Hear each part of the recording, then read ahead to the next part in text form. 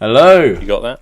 Oh, back again. We're up. We're going. We're here. The I'm boys back are back England. in town. Yeah, I went to Andorra, came back, went to Paris, we've Barcelona. we've already done one since you've then been I went back. to Birmingham. That was rough, but We've already done one since you've been back. oh, have I? No, we haven't. Have we? I think we have, mate. I don't think we have.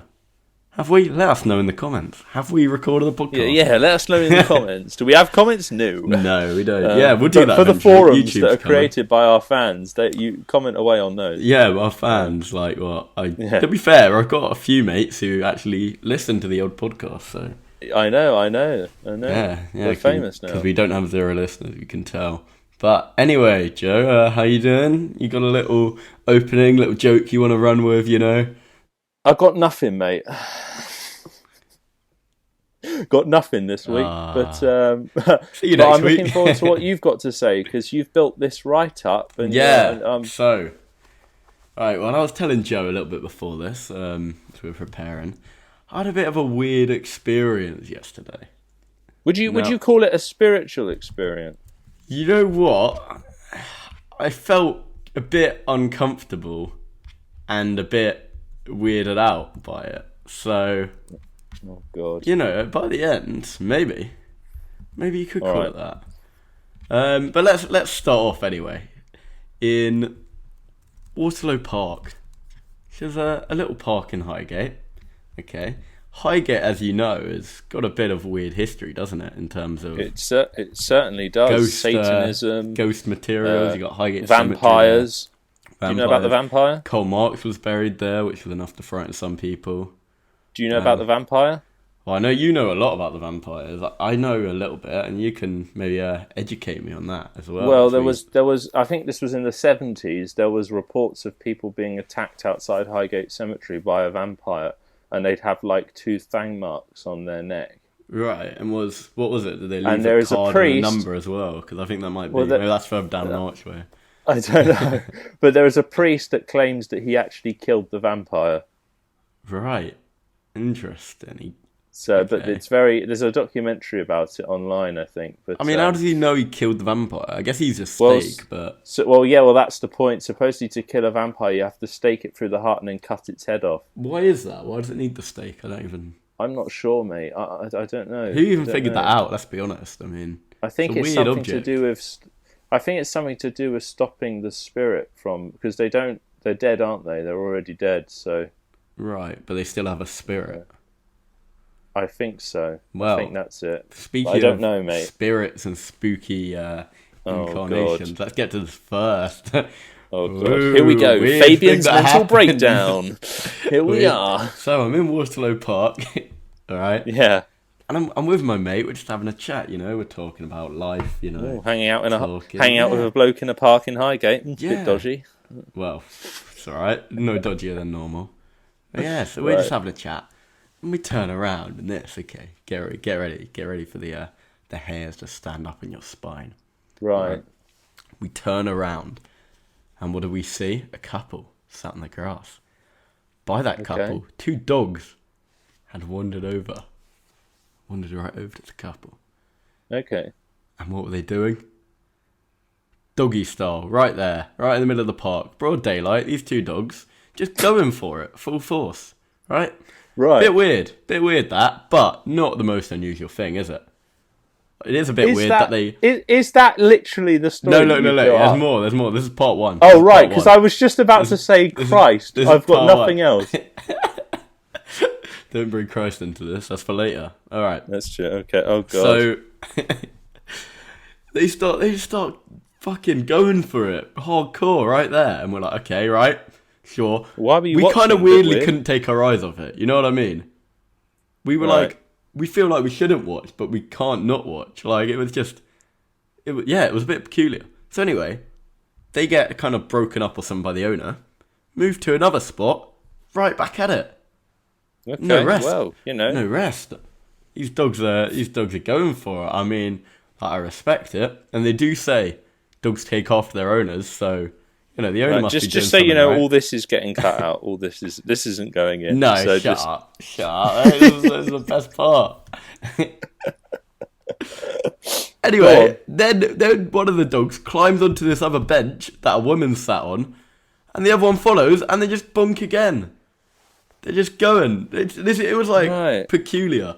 Genuinely, I'm not sure I can look at dogs the same after it. It was like... Because you love your dogs. You were going mad about them last time we went out. I love dogs so much, and now they're kind of a bit tainted. And they love each other, mate. Well, they love each other more than I... If I love them that much, that's maybe a bit unhealthy. Oh, dear. But yeah, I don't know. So that was a bit weird. Okay, honestly, nothing too crazy. It was just a bit odd, you know? It was just a bit odd. Okay.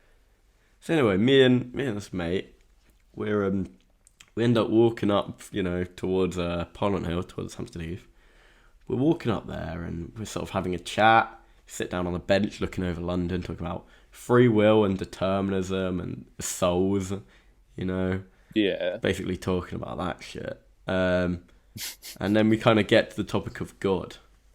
And we get to the topic of, you know, life after death and stuff like that. I thought it was only me and you that had these conversations. No, mate, Clearly talk not. to other people unlike you, yeah. Yeah, being cheated on. Nice word. Go on. But yeah, so I'm talking to my mate about this. And while we're talking, there's these couple of people who they keep looking our way, right? They keep looking at us, you know, clearly listening to the convo. They're interested. They're intrigued. Let me guess. Were they aliens? Well, maybe. He did mention aliens at one point, but one of them... Of course he did. Of course he did. So one of them comes up to us, he strolls up with these cards, and he's like, you boys talking about God. And my first reaction is, oh no. Yeah. Oh God. Shit, no pun intended. One of these guys. Yeah.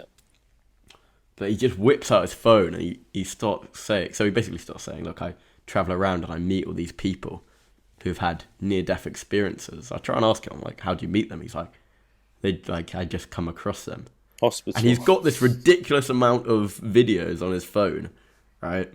Different people all talking about how they basically died, saw over their body, and this is quite a commonly reported thing with near-death experiences. Yeah, I know of it, yeah. Seen like over there, like it was like they floated up. But it's always like, you know, these people from like, just regular people. It's nothing like, yes, I was above my body. It was like, I was out it, and then I fell over, down and it's floating above me body. You know, it's it called was a an bit out-of-body bonkers. Experience. Sorry? It's called an out-of-body experience. Yeah, an out-of-body experience, like that. Yeah, so, yeah, you had these people, you know, it was like, there wasn't a lot of these videos. Like, it was like in America now, and he's found someone, and he was a preacher as well, so I guess he comes across these people who've had these more spiritual experiences more often than someone else might. But then he starts trying to basically, you know, go full, like, you need to accept the Lord Jesus Christ into our lives. I'm kind of questioning him about it. But also, when you're talking to someone who's just come up to you and you're sitting on a bench with your mate having a chat, you don't want them there too much. But at the end of the day, I was also a bit interested, because I'd say I'm skeptical but open when it comes to God and religion, I'd say. Yeah. Like, to be honest with you, if you wanted to say something, I've been looking into it myself lately. Funny coincidence. I think something must have gone on with Jesus and everything, because I think something must have gone. Now, I'm not saying, you know, Son of God, but something must have gone on, because it's just for the whole thing to have survived this long, for that idea still to be going and inspiring people after, you know, 22 years. I think that for an idea to live that long, there must have been something in it. I mean, just wait until the year 4000, mate, when everyone's talking about final eye, so... Well, that's true. That is true, yeah. When we are deities, I get what you mean. And so it was weird. He was talking about, like, he was like, I'm going to show you what hell is, all right? I'm going to show you what God looks like. And he was just showing all these videos of, like, I was, saw something, and I was like, are you God? I said, no, this is me toe. And his toe was like a big bright light. And then I saw him, and he was just a big bright light. That's the kind of... Is this one of your comedy characters? No, this is one of my serious characters. You don't want to hear my comedy accent. God damn. No, this is what the guy sounded like. This isn't even me being ironic. Right. And then, like, he showed another one, like, This guy, he was like, yeah, mate, I was there and I was getting torn apart by demons. And every time they're tearing me apart. Demons, mate. Demons. Not Damon. Not demons. Demons. Damon, not Damon. No, demons. Do you know, apparently there is actually a difference in theology, but I don't know. A difference in theology? You know what I mean. Yeah, sure. No, I'm saying in biblical studies, I think there is some kind of difference between a daemon and a demon. Oh, right. I was thinking of someone else called Damon, but it's alright. That's podcast. Yeah, well, let's not think about someone called Damon. Let's podcast keep moving. Don't understand that one. That's too. Head too down. niche. Keep moving. Yeah. But anyway, yeah, he was like, oh yeah, and it was like only until he accepted that Jesus Christ was his Lord and Savior or something, and let him into his life, then he woke up or something. Then he got out of that state. Right. And it was interesting, this guy talking about like how he found someone, because he was basically saying God speaks to him, and God, sort of God directs him to these people. He was like, I can't explain it.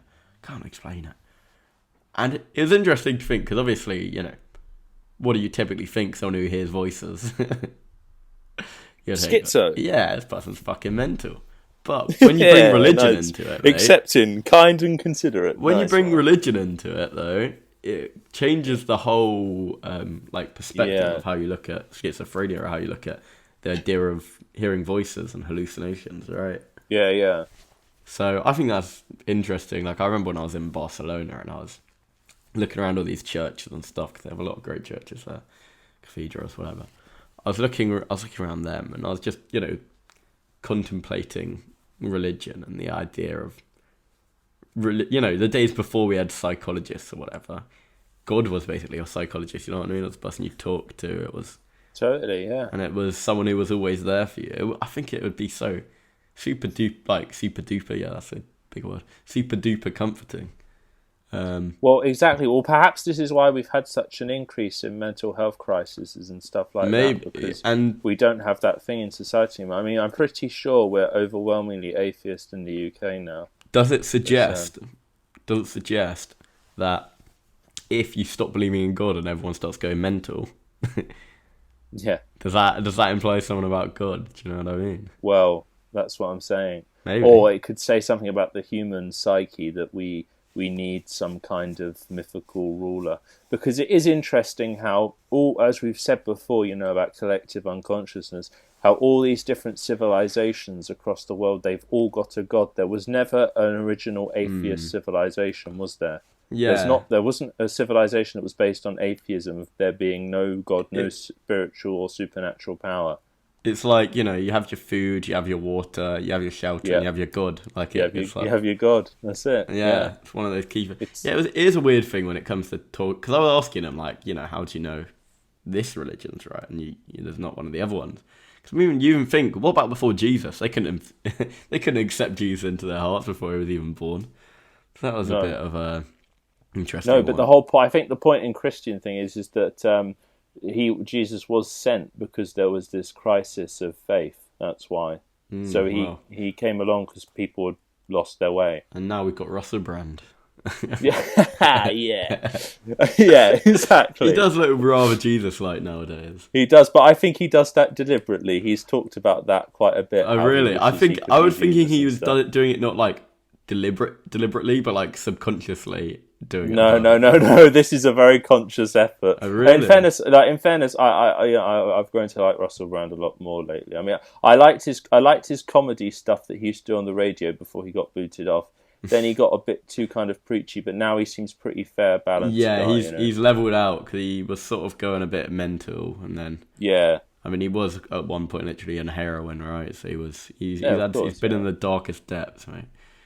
But I think there's that thing and that Joe Rogan thing where, I don't know if you've seen that clip when he was on that, and where they're talking about like hunting, and of course Russell Brand doesn't like that. He hates any kind of violence towards animals and stuff. But they disagreed on it. But it was all very relaxed, very calm, no hatred. He's a respectful fella, even when he disagrees with people. Exactly, and I think that's something we need more in society. Need more so maybe here's Jesus. Honestly, he could be, he's doing all right. Well, I saw this clip of him, right? And it shows, I don't know if you've heard, he's doing these tours around England. I've heard about that. They get no publicity done in the mainstream media. Yeah, well, he's doing these comedy tours. But honestly, I don't know how much of it is him doing comedy and how much of it is him doing, like, spirituality. So well, exactly. It's almost like to be cynical, almost like a travelling cult. But, of course. I'm a fan. That's not why all cults bad, Yeah, I think it's just not to. I think the best thing with people like that is just not to make them into idols and no. I like think that. it's just what's appreciate the word? they do. Demigod. Yeah, demigod. Yeah, you gotta. I think with anyone, like anyone you're watching, and you think it like knows what they're chatting about, you've got to take everything with but this is still just a human's perspective. Unless it really is Jesus, in which case accept what he's saying. I think, but if Jesus came back, we were talking about someone who hears voices from God, we would lock him up and call him schizophrenic. If someone comes back claiming to be Jesus, mate, there's no chance of listening to exactly, them. Yeah. There was that Which show. I think it would be beyond doubt. I think it's supposed to be beyond doubt when he comes back. You'll know. Maybe, but I think part of the sort of part of the way God works, I guess, is that it's like relies on faith. Like if there's no faith and for certain, then it's what I mean? That's the point, and that's the idea is that all of this is like a test, isn't it? Yeah, exactly. And if you just get the answers, he's not going to manifest himself. It's if you still believe in spite of everything. Yeah. Actually, what kind of annoys me? I'm not saying I'm not some god nut or anything really. I just view it as whatever. But what really annoys me is those kind of like militant atheists that have appeared like in recent years. Like the Richard Dawkins. Yeah. I used to be one of those back in the day. Yeah, I used to same. Yeah. But now I listen to what they say. And I was looking at like Stephen Fry, and they were saying because he's very militant atheist, and they said, so if you did wake up in heaven and you could speak to God, what would you say to him? And he said, oh well, I'd say kids with cancer and starving children. What the hell's all that about? Yeah. It's like, well, you don't know what it's about. It's like, of course we can't. We're the whole point about there being a God is that that God is something we can't possibly comprehend because we are not on that level. Yeah. If you accept a God, in most religions, I'd say you're accepting that there is something bigger than you. And everything in society today is all about number one, isn't it? It's all about yourself. And it's, I feel like everything's quite narcissistic at the moment. It's all about very much individualistic, especially in the West, America and the UK. Totally. Yeah. And I think it's damaging because you know what happens if you sit there obsessing about yourself for too long. I'm not saying that we do that, but if you sit there obsessing about yourself for too long, you're going to go nuts. Yeah, like, listening to yourself on repeat on Spotify or something like that. Recording a podcast like people want to hear what you've got to say. Exactly. No, it is true. It is completely true. Yeah, so, I don't know. There was a few things he was saying which, was interesting. And I really, I have heard a lot of reports about people who Russell Brand, Richard Dawkins, Stephen Fry, the man on the hill. This man on the hill. No, forget these intellectuals, these famous celebrities. I met Garner Hill. I want to talk about him. No, go on. I'm interested. So I am actually Mr. Man on the Hill was saying. I sort of, but I believe in that sort of stuff. I mean, I believe in a soul. So the idea that you can look down on your body is not that, sort of your soul, I suppose, rising and what is not that absurd to me. And there's been a lot of reports that seem to have a fair amount of validity to them, this sort of stuff happening. This was a weird thing he was saying. So he was talking about there's spirits all around us, you have angels and devils all around. You can't see them and they can't touch you. They're all around. And he's like, you have just now, they're trying to, the demons are trying to drag you down to hell, and they're taking notes, you know what I mean? They know what you're doing all the time. And I'm like to him, okay, so you mean metaphorically, right? Do you see the devil as a metaphor of our manifestations of the negative parts of ourselves? And he was like, no.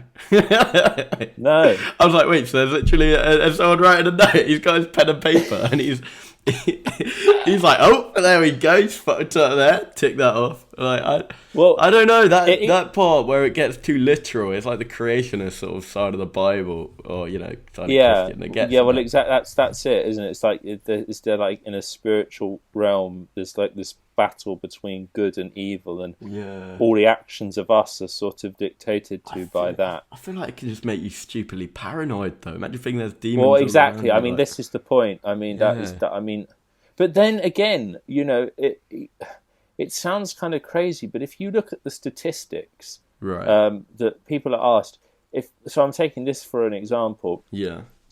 Statistically, the people that live the Christian lifestyle, the nuclear family, getting married to not necessarily your first love, but one of your not first. cheating on their wives, that sort of stuff. Exactly. If you do that, those people report to be the happiest. I mean, it makes people sense. People that have done what modern society would tell you more focus on your career, be your best self, and all this sort of stuff. Those people that have followed that ideology are reporting to be miserable. Yeah. It's interesting, isn't it? That would be true. Yeah. There must have been something in it, because the point is a lot of people, they look at the Bible now, which was written, I guess. I'm using the Bible for example because it's the one we obviously know most about, and chances are people got one in my listening to room, this mate. know most about. Yeah, there's at least one in my house. But the point is that if you look at that was written 2,000 years ago. Yeah, something like that. I think it was a few hundred years after Jesus, but yeah.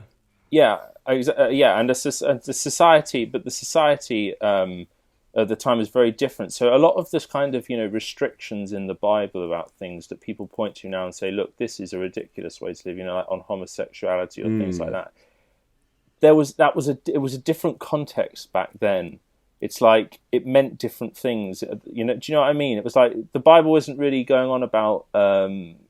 It's not going on about who you have it off of. It's more about promiscuity and things like that. It basically limits everything like that, like love and stuff, to just marriage and family and things like that. Do you know what I mean? Right. Yeah. Okay. So what I'm saying is that okay. So go on. No, what I'm saying is that obviously, actually, a more important point is that, because again, it's something that comes up. People take homosexuality, for example, or abortion and things like that. Jesus never actually mentioned any of that. He never said anything. Well, it was interesting because I was talking to this guy and he was saying about if you don't accept Jesus into your heart, then you're going to hell forever, basically. Yeah. And again, that's where I get wasn't Jesus' whole thing about forgiveness? Yeah, well, exactly. This is the whole point. He literally says to love your enemies as well. Yeah, but then what this guy was saying, Jesus will forgive you, but you need to accept him into your heart while you're alive.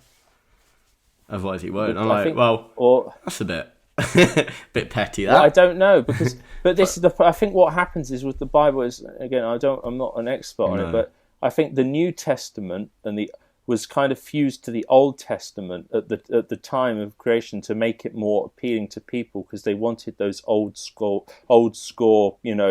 rageful God stuff attached to it to be more acceptable, if that makes sense. Because the New Testament's kind of hippy dippy, isn't it? Jesus. Well, it's like even Satan is a creation of God, right?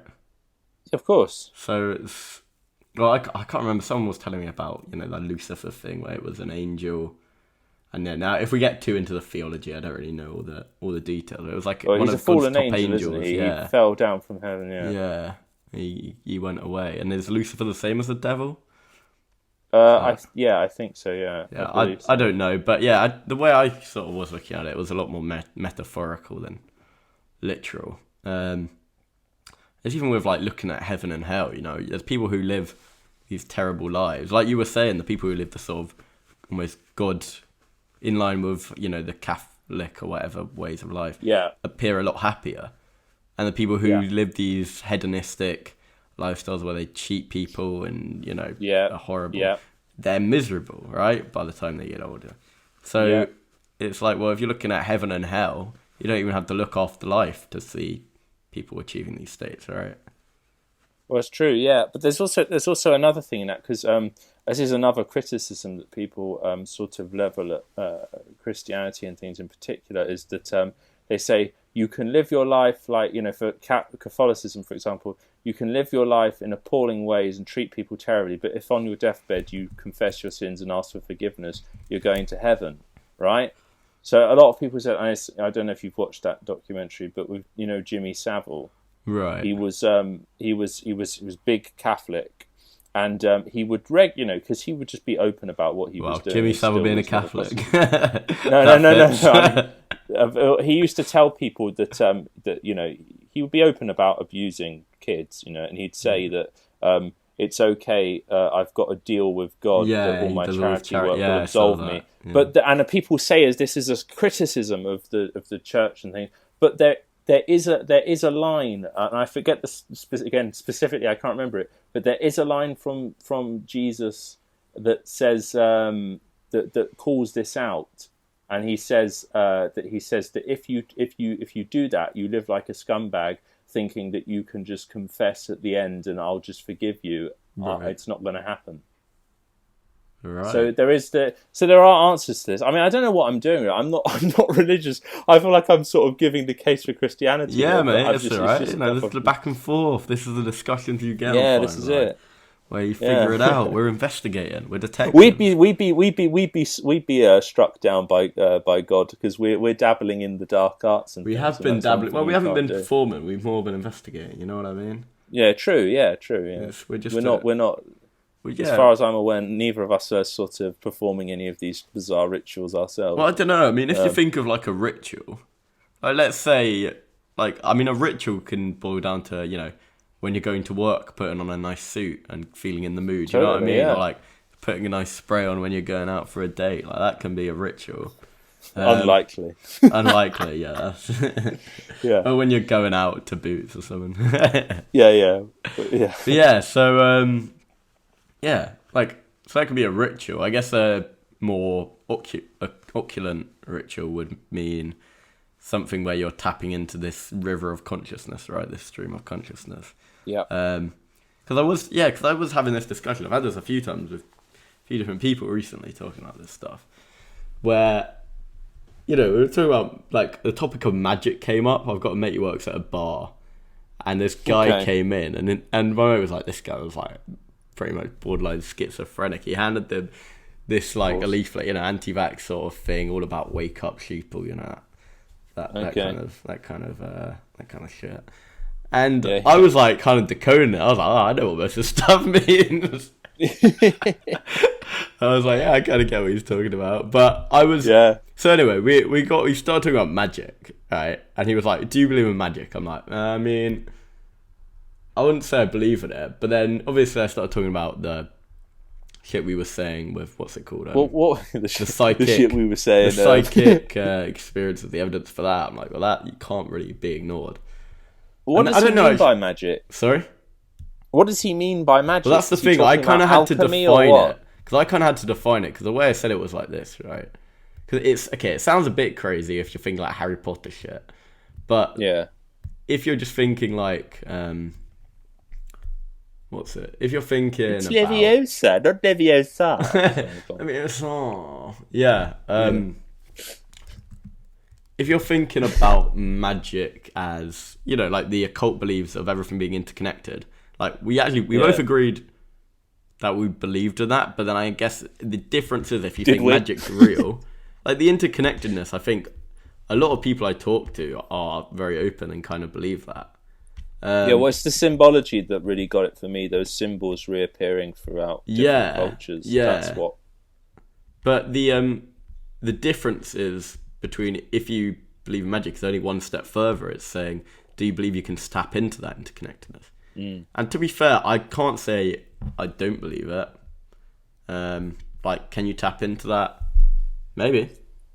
If we take from that book that I've got, and just general stuff that we pick up in the zeitgeist, if we take the belief that the rich and powerful people are involved in these cults and groups and things, there must be something in it, because I don't think they'd waste their time if there was nothing, if they weren't getting something from it. Yeah, I mean, at the end of the day, even if a ritual doesn't have an effect on the wider society, it can still affect you. It can affect, Totally, yeah. like when we were talking about, the particular activating system stuff, how your reality can change. The football fans being sad because back to the football. Do you know what's so weird? I just picked up where I'm sitting right now is in this little basket close by. It's a little mini football. Oh, and I just picked it up before you started talking about that. There you go. Oh! There we go. That's a psychic connection. Oh my God, that's so weird. Yeah, Harry Potter's real. Yeah, yeah. So that's the thing I'm thinking with what's it called? Fucking. Yeah, so you have these football fans, okay, who are what is it? who are really fat, eating kebabs, blah blah blah blah blah, whatever. Yeah. They're sad because their team loses, and it's like the symbolism. Even though nothing's literally happened to them, if you measured how their serotonin was or whatever, it would be suppressed, and they would be feeling like that just because of their belief in something and their meaning they assigned to their team. So it's a placebo sort of thing. Yeah, exactly. But then at the end of the day, life is a fucking placebo. Do you know what I mean? Like. Let's say you like someone, you fancy someone, and then they move to another country and block you and everything. Not happened to me, just an example, I promise. then you'd be pretty sad, but nothing's actually happened to you. You haven't ingested any drug, right? Right, great. Yeah. That's brilliant. Do need to make that clear. Hasn't happened to me, not yet, at least. I'm just making sure it hasn't happened to me. If it does happen, I will update If I Don't Lie, and I will publish it on my blog. Of course. But yeah, so if that sort of shit can affect you, let's say you watch a ritual, and this ritual is, what was it, the Bohemia Grove one, where they're burning this baby, what's it, fucking... there was an effigy of a person. Effigy of a human. Yeah. It's like, what effect will that have on the psyche? And well, the point is that it's like a placebo. They may not be actually tapping into a spiritual realm. Yeah. But there's a helicopter over above. I'll wait for that to pass. It too. I'll have to cut this out. Is it? Oh yeah, of course, because we live so close by. Yeah, exactly. But I was gonna say, if you believe, if you can convince your mind that you're tapping into a spiritual realm, even if it doesn't exist, it will give you something, it will release some endorphins or whatever, and you'll feel that high. But it's pretty fucked up. I mean, if you're getting, you know what Alex Jones said, don't you? I mean, we mentioned this before. Remind me. Because, he said when he was watching this ritual take place, when he was filming it, he said that he was, because it was like an audience. It was like an outdoor theatre production in this place. He said all the people around him started masturbating. Oh, so is that including Hillary Clinton? Yeah. I imagine she got someone to do it for her. Everyone started masturbating to a burning effigy. To someone and screams, and then them. I thought my supposedly talking about Moloch. We should do a podcast on Moloch. I mean, it will be our death certificate, but oh really? We're gonna get tracked down for that one. We should do one on Moloch. God, I do hope hell isn't real, to be honest, because if this is the only chance we get, Christ. I mean, you know what I mean? At least reincarnation, that's quite a nice one that you get another go. I don't know. I think if there is a heaven, me and you will probably be going into it. I imagine. It depends. It just depends on so many things, though. Because even if you're a good person, but you don't accept Jesus Christ into your heart, according to Christianity, you're fucked. You know what I mean? I think Jesus will take. There's been. I remember listening to one of those near-death experiences where someone was talking about how basically the same thing that you said about rising up from his body, and then he said that there was a white light, and he followed that, and then it started getting darker and darker, and then he felt like hands grabbing him and biting him, and he was like being pulled down and stuff, and he just said it was in his instinct to shout, Jesus, help me, and then apparently an angel-like thing appeared and saved him, but that's then he came back to life. Really similar to, like, that's pretty much exactly what all these experiences were that this really guy was showing us. Pretty much that exactly. Crazy, isn't it? So if I ever get in that situation, all I know is, Jesus, mate, I'm calling on you. So be ready. I guess if that happens, you have that near experience and you call on Jesus and he comes back, you kind of out of, like, what's it called? Like, out of a bit of a deal. You're kind of making a deal with him, like, all right, I'll praise you and read your Bible and all that now. You know what I mean? Yeah. I feel like you got to become a born-again Christian at that point. Like, you don't really have a choice. Well, that is what happens to these people. Yeah, they really do yeah. take it quite seriously. And also, I don't know if this guy told you this fact, that a lot of the people who claim that they have these out-of-body experiences, or at least the ones that you should really take notice of, are the ones that are technically dead when they have the experience. Yes, these. So they're not, they're not dying. They're pronounced dead, and then they come back to life, because you can't supposedly hallucinate when you're dead. You can't have a dream when you're dead. Yeah, well, people talk about the DMT release and that shit going on, right? Well, quite, yeah. Because it's like, because I was looking at another thing about that that I forget the name of it, but the gland that releases it. Right. I don't know what gland it would be. The pituitary, is it? I forget what it's. Begins with P. Not pituitary, no. Pineal. No. That's the one. Huh? Is it the pineal gland? Yeah, that's it. In the brain, right? Yeah. Right. So the thing about that gland is that it really is, in certain other animals, at least, it is a third eye.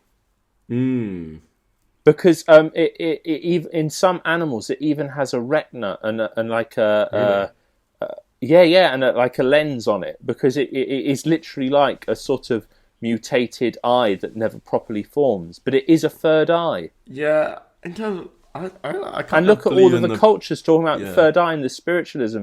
How do they know that though? Well, maybe they learnt it from some other way, more Aliens, spiritual means.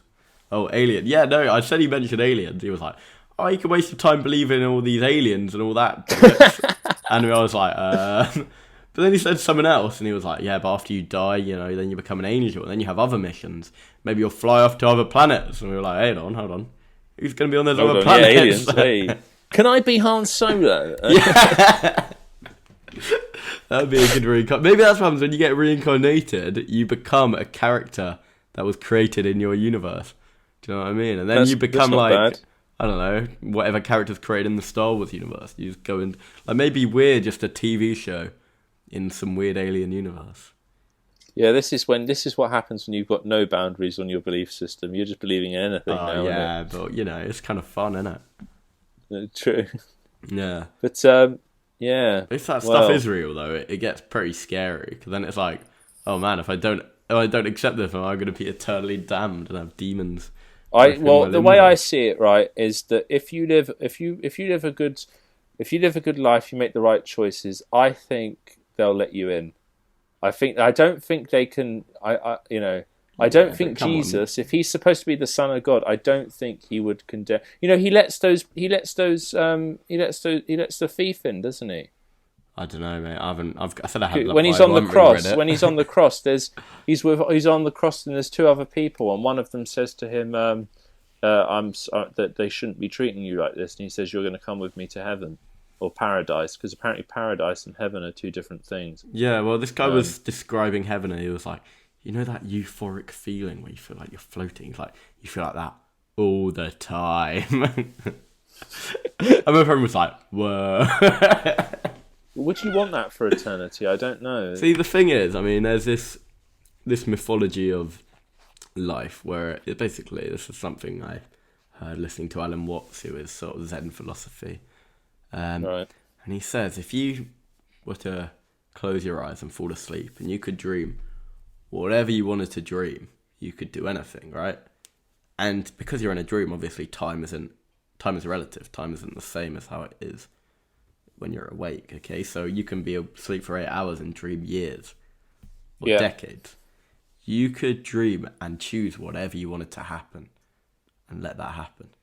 Eventually, given an infinite amount of time, you would have dreamt all the scenarios, right? You would have dreamt everything you wanted to do. And you'd be like, well, throw something new at me. You know what I mean? I want a new little challenge. I want something I can't predict. Well, what would that be? It's called life, my friend. Oh, right. Yeah. Yeah, this is what this is when you just sit there thinking all afternoon, isn't it? That's what happens. You come up with these ridiculous ideas. Pretty good. I think it's like a good idea. People that say maybe this is the afterlife, what we're living in currently. It's like, well, it's not the afterlife. It's just this is the life. Like this is what like because I don't know. People. It's like people looking out for something greater than us, but it's like you can't see the joy of what you already have and the wonder. Do you know what I find weird? The everyday. What? How like the atomic structure looks the same as a solar system, and the solar system looks the same as a galaxy, and the neural network as well. Yeah, it looks the same as the universe sort of picture. Everything is orbiting something. But what are we orbiting? Where are we going? Where are we? Find out next time. The big questions. Hey, I will say, all right, just because the time is getting on and people have things to do. I've got one more thing that happened to me because there were these dogs fucking. When I was coming back, I saw a ghost. There were these dogs fucking. Bit weird. There was this preacher. It was a bit weird just because of we had been talking about this. Maybe that was the devil. Okay. Maybe those two dogs were possessed by the devil, and he was trying to stop you from going. Maybe. Well, let's talk about being possessed by the devil and weird manifestations of. I don't know, mate. Something straight out of a horror film happened next. Yeah. So we're walking up the road. We're on Swains Lane, which is near Highgate Cemetery. All right. Yeah. And we're walking past this old sort of Gothic-looking. Big, it's like a big area where there's loads of buildings and stuff. They're all sort of Gothic looking, and we walk and we just hear, we can see you, and at first we don't really pay much attention to it, but it gets louder, and we realise this is the sound of children, and we look and there's like a fence and like a bush behind it, but you can kind of see these kids just looking at us and watching us, and we're like, okay, that's a bit weird, whatever. Some kids having fun. But then they just keep going. You went, Satan! And you killed them all. No, they just keep going and they're following us round. If you imagine, it's like a bend. And this place this place is on the inside of the bend. So they're following us around there. And they get to the front, where the big main gate is with their big spires and stuff. And they're just standing there smiling at us, about 2 or 3 of them. Just smiling at us, don't say anything. We walk past, they keep going round. They're saying, we're watching you, stuff like that. And then there's one final gate. We get there, there's one girl stood on her own, just smiling, staring at us. Oh, that's terrifying. It was fucking weird. I think you were walking along the battlefield of some spiritual war right there. I don't know. That in isolation wouldn't have been the weirdest thing. I'd be just kids fucking about. No, but it was after what just happened. That I'm telling you, Highgate, man, it's built on the gates to hell. I'm telling you. Mate, yeah, that's some weird shit. I don't know, mate. And then everywhere I looked, I could just see some sort of iconography. I was like, hold on, let's cross the road. Yeah. I was like, oh fuck, don't say cross. Everything was reminding me of it. I was just, yeah. It was just, mate, it was so bizarre. I don't know. I left it we're literally just coming home. I just felt. It was a weird feeling. I did feel like I had just been through some spiritual experience when I was on that walk. It was, Wish I could have a spiritual experience. I've got a guy. We'll have to go for a walk. Got a guy if you got 40 quid. Nah, you probably don't need a tenner. But yeah. Anyway, mate, are we on that note? Yeah. Well, there you go, folks. You've had that's a podcast. That was a podcast. That was a fucking podcast. I mean, I hope you've been enlightened. Your third eye's been opened. Your pineal gland has secreted DMT. Yeah, it's secreted DMT. You're saturated with DMT. You mate, love it. You're full up with DMT. You're having DMT cart your arsehole. You're full up with DMT, you slag. All right. Well, right. Let's go do some DMT. That's a nice way to end it. Let's leave it there. All right, mate. Stop in the record. Cheerio. Bye-bye. Until next time, folks. Music.